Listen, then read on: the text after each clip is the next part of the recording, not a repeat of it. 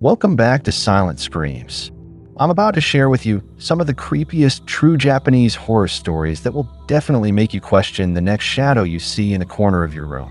This is not for the faint-hearted, so if you're brave enough, stay tuned. Today, we're diving deep into the dark, eerie folklore that haunts Japan, where spirits don't rest and curses linger for centuries. You ready? Let's go. It started as a typical weekend trip with friends. We were 5 in total: Miyumi, Kaido, Ren, and Saki.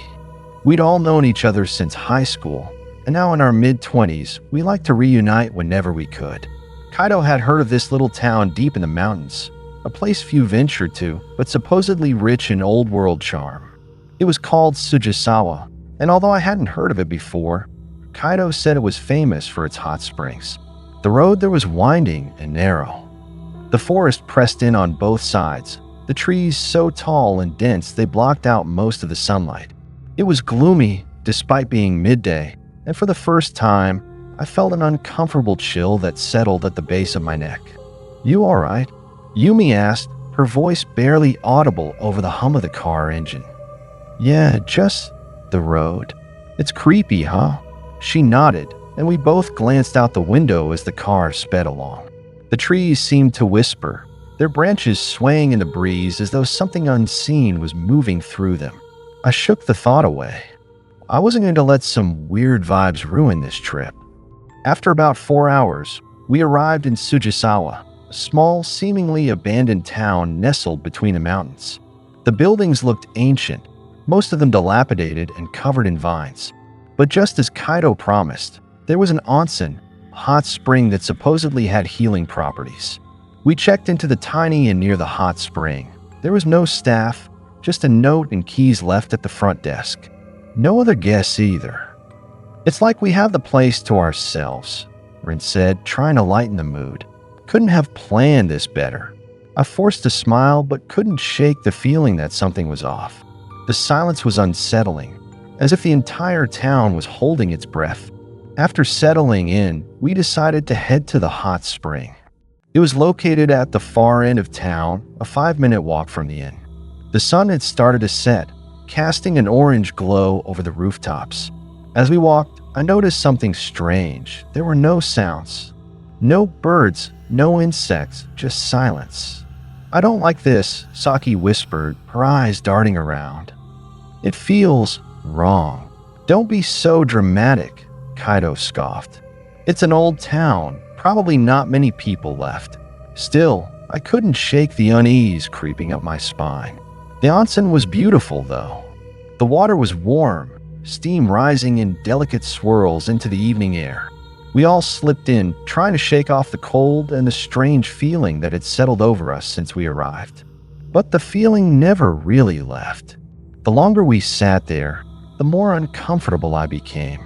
I couldn't explain it. It wasn't the water, it wasn't the place itself. It was something in there. Thick, heavy, oppressive. Suddenly, Yumi sat up straight, her eyes wide. "Did you hear that?" "Hear what?" Ren asked, looking around. She pointed toward the trees that bordered the onsen. "There's something out there." I strained my ears but couldn't hear anything. Still, the hairs on my arms stood up. Something was out there. I could feel it too. Presence. "Relax," Kaido said, though his voice sounded more uneasy now. "It's probably just an animal." But Yumi wouldn't let it go. No, I saw something." We all turned toward the dark forest, our eyes scanning the shadows. At first, there was nothing. But then a movement. Flash of red. "I saw it," Ren whispered, his voice low and tense. "What the hell is that?" Emerging from the trees was a figure. A woman dressed in a red kimono. Her face was pale, almost ghostly, her long black hair tangled and wet. She stood motionless, just beyond the tree line, staring at us with empty eyes. "Who the hell is that?" Saki asked, her voice trembling. No one answered. We were frozen in place, watching as the woman slowly lifted her hand and pointed directly at us. Then, without a sound, she disappeared back into the trees. "We need to go," I said, my voice barely a whisper. Everyone scrambled out of the water, hastily grabbing towels and clothes. The walk back to the inn felt like a lifetime. Every shadow seemed to move. Every rustle of leaves sounded like footsteps. We didn't speak until we were safely inside the inn, the door locked behind us. What was that? Yumi asked, her voice shaky. Who was she? It was probably some local, Kaido said, though even he didn't sound convinced. No local looks like that, Ren shot back. She was wrong. We huddled in the living area, too afraid to separate. The air inside felt thick with dread, and I couldn't stop thinking about the woman's eyes, black empty, like they'd been drained of life.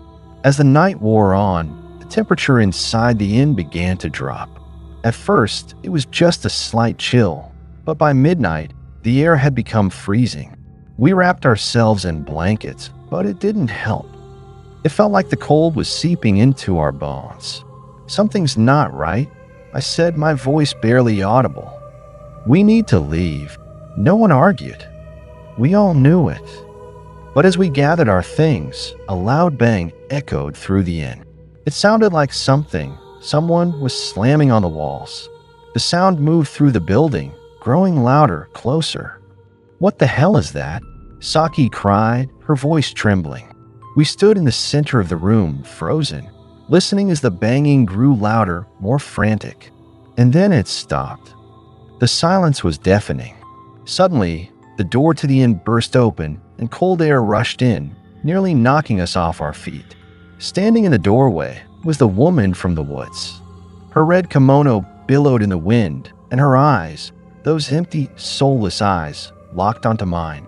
Run! Kaido shouted, pushing us toward the back door. We didn't need to be told twice.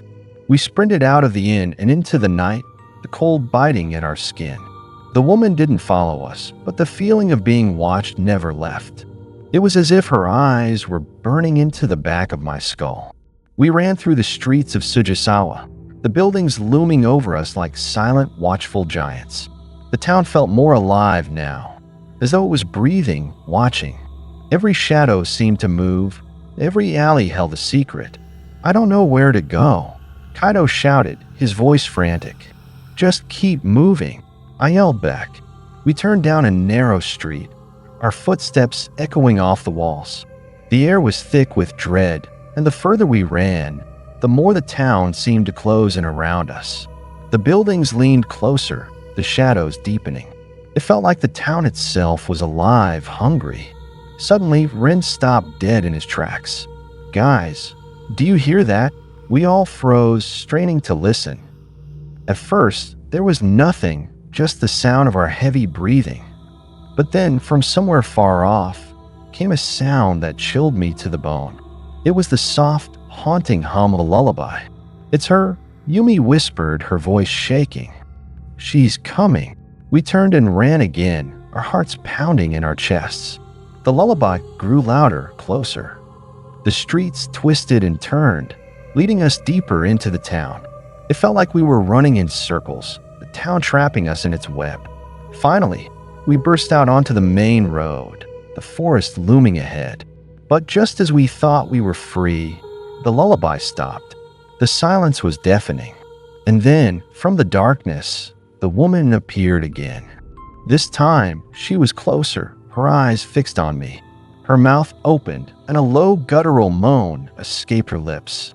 Go. I screamed, pushing Yumi forward. We ran into the forest, the branches whipping at our faces, the ground uneven beneath our feet. The cold was unbearable now, seeping into our very bones. Behind us, the woman's moan echoed through the trees, growing louder, more desperate. I don't know how long we ran, but eventually the moaning stopped. We collapsed onto the forest floor, gasping for breath.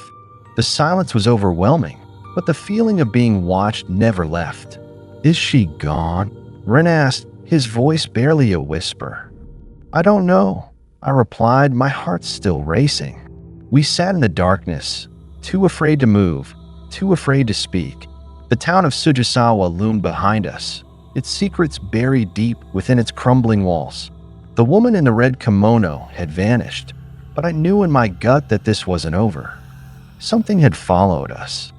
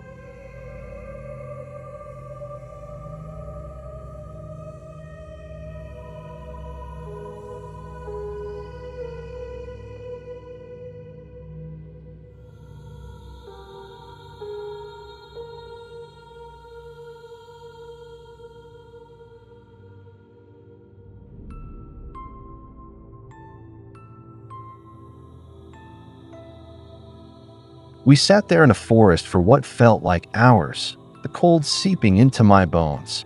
The others were huddled around me, but no one spoke. The only sound was the occasional rustle of leaves or the snap of a branch far off in the distance. We didn't dare move. The forest seemed different now, more alive, as if the trees themselves were listening, waiting. The silence was oppressive, pushing down on me like a weight I couldn't shake. I couldn't stop thinking about the woman in the red kimono. Her face was burned into my mind, those dead, empty eyes staring through me. I could still feel them, watching, waiting for me to make the wrong move. The others must have felt it too, the way they sat stiff and motionless, their eyes darting to the shadows like they expected her to appear any second. "We can't stay here," Ren finally said, breaking the silence. His voice was hoarse, barely above a whisper. I nodded, my throat too dry to respond. "We need to get back to the car," Kaido said, standing up slowly as if any sudden movement might summon her again. "We can't stay in this forest." The car. I had almost forgotten about it.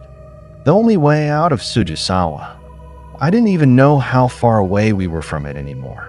But it didn't matter. We had to try. Slowly, we all stood up, our legs stiff and shaky from sitting in the cold for so long. No one said a word as we started walking, the only sound the crunch of leaves beneath our feet. Every step felt heavier than the last, like the forest was trying to pull us down, keep us here.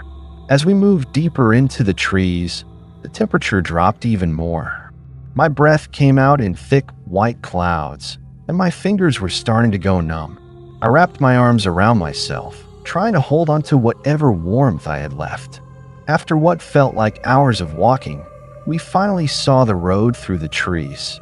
Relief washed over me like a wave, and for a moment I thought maybe, just maybe, we'd make it out of here. But that feeling of hope was short-lived. We stepped onto the road, and that's when we saw her again. The woman in the red kimono was standing in the middle of the road, her back to us this time, her long black hair matted and dripping as if she'd just emerged from a lake. The air around her seemed to vibrate, and the temperature dropped even further. I could barely feel my hands now, the cold biting into my skin like needles. "Don't move," Kaido whispered, grabbing my arm. We all froze, our eyes locked on her motionless form. I could hear my heart pounding in my ears, and I knew the others could hear it too. No one dared to breathe. And then slowly she turned around. Her face was even more grotesque than I remembered. Her skin pale and cracked, her mouth twisted into a horrific grin. Her eyes, those black, empty voids, stared right at me. She raised her hand again, pointing directly at me, just like she had at the onsen. A low, guttural sound escaped her throat, like a deep, rumbling growl. The ground beneath us seemed to tremble, and I could feel the air grow thick with something unnatural. "Run," I whispered, my voice barely audible over the pounding of my heart. We didn't need to be told twice. We bolted down the road, our footsteps echoing off the trees as we ran faster than I thought possible. My legs burned, my lungs screamed for air, but I didn't stop. I couldn't. I didn't dare look back, but I could feel her behind us, that terrible presence chasing us, growing closer with every step. I could hear the others panting beside me, their footsteps frantic and uneven. The road seemed to stretch on forever, the trees blurring past in the darkness. My chest ached, my muscles screamed, but I kept running. And then I heard it, a soft, eerie humming, the same lullaby from before. It echoed through the trees, growing louder, more insistent, like it was wrapping itself around me, pulling me in. My vision blurred, and for a moment I thought I saw the trees moving, bending, twisting toward us as if they were alive. "We're almost there," Kaido shouted, his voice hoarse and desperate. I looked up, and through the haze of fear and exhaustion, I saw the car. It was just ahead, parked at the edge of the forest, bathed in the soft light of the moon. We reached the car, and Kaido fumbled with the keys, his hands shaking so badly he nearly dropped them. I grabbed the door handle, yanking it open and practically throwing myself inside. The others followed suit, slamming the doors shut just as the humming grew louder. "Go!" Yumi screamed, her voice cracking with panic. Kaido turned a key, and for a terrifying moment, the engine sputtered and refused to start. I thought we were done for, that she would reach us before we could escape. But then, with a roar, the engine came to life, and Kaido slammed his foot on the gas. We tore down the road, the tires screeching as we sped away from the town. I looked out the window, my eyes scanning the trees for any sign of her, but all I saw was darkness. For a moment, I thought we had escaped. But then, as we rounded a corner, I saw her again. She was standing in the middle of the road, her red kimono billowing in the wind, her face twisted into that same grotesque grin. Kaido swerved to avoid her, the car skidding dangerously close to the edge of the road. I screamed as we narrowly missed a tree, but Kaido managed to regain control, and we sped down the mountain. The woman was gone, but the fear lingered, clinging to us like a second skin. No one spoke as we drove, the only sound the hum of the engine and the occasional rustle of leaves outside. I couldn't shake the feeling that she was still with us, lurking in the shadows, waiting for the right moment to strike. It wasn't until we reached the outskirts of Tokyo that the tension finally started to fade.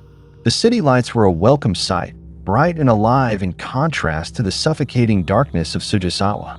We drove in silence, too exhausted and terrified to speak. When we finally reached my apartment, I stumbled out of the car, my legs weak and shaky. I could barely think, my mind still reeling from everything that had happened. I wasn't sure if I'd ever be able to sleep again. "Hey," Kaido said, his voice low and serious. "We don't talk about this. Ever." I nodded, not trusting myself to speak. The others agreed, their faces pale and drawn. No one wanted to relive that nightmare. As I lay in bed that night, the events of the past day played over and over in my mind. I couldn't stop thinking about the woman, her dead eyes, the way she had seemed to follow us, no matter how far we ran. I had never believed in ghosts before, but now, I wasn't so sure. The days passed, and life slowly returned to normal. We never spoke about what happened in Sugisawa, not even when we were all together. It was like an unspoken pact between us, a way to keep the horror at bay. But deep down, I knew it wasn't over. Every night, when the lights went out and the room grew dark, I could feel her, watching, waiting. And then, one night, it happened. I woke up in the middle of the night, my heart pounding in my chest. The room was dark, the only sound the soft ticking of the clock on my nightstand. At first, I thought it was just a bad dream. But then I saw it. A figure standing at the foot of my bed. It was her. The woman in the red kimono. Her hair was matted and wet, her skin pale and cracked, her eyes, those dead, empty eyes, locked onto mine. She didn't move, didn't make a sound. She just stood there, watching me, her mouth twisted into that same horrific grin. I couldn't move. I couldn't scream. I was frozen, trapped in her gaze. And then slowly, she raised her hand and pointed at me. I don't know how long I lay there, paralyzed with fear. But eventually, she vanished, disappearing into the shadows. The next morning, I packed my bags and left Tokyo. I didn't tell anyone where I was going. I just needed to get as far away from Sugisawa as possible. I moved to a small town in the countryside, far from the city, far from anyone who knew what happened. But no matter how far I ran, I couldn't escape her. Every night she visits me, standing at the foot of my bed, watching, waiting. I don't know how much longer I can take it. The fear is always there, lurking in the back of my mind, gnawing at my sanity. But one thing is certain. I'll never go back to Sugisawa. Not ever. Because I know deep down that she's still there, waiting for me. And one day she'll come for me. For good.